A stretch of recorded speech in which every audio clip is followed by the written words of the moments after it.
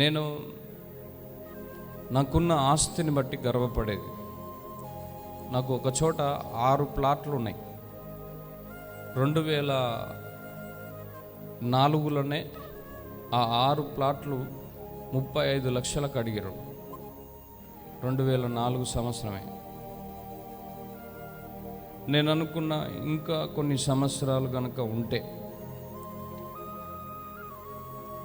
అవి కోట్ల రూపాయల డబ్బులు వస్తాయి అనుకున్నా. కానీ ఏమైందంటే నార్కట్పల్లి నుండి విజయవాడకు, అంటే హైదరాబాద్ టు విజయవాడ హైవే వచ్చింది. ఆ హైవేలో 6 ప్లాట్లు పోయినాయి.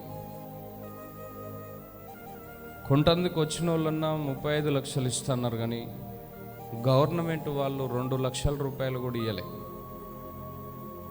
గర్వం, కొన్నిసార్లు మనకు గర్వం వస్తుంది.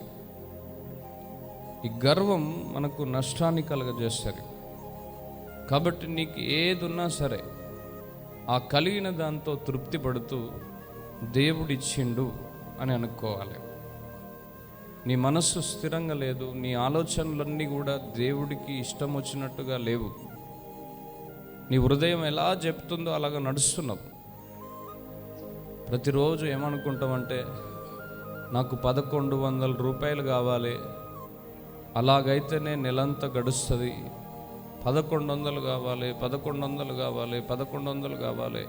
ఆ 1100 రూపాయలు నీకు వచ్చిన తర్వాత ఈరోజు నేను కష్టపడి సంపాదించిన అని నీకు నువ్వే గర్వంగా మాట్లాడుతున్నావు. ఈ గర్వము నీకు నష్టాన్ని కలుగజేస్తుంది.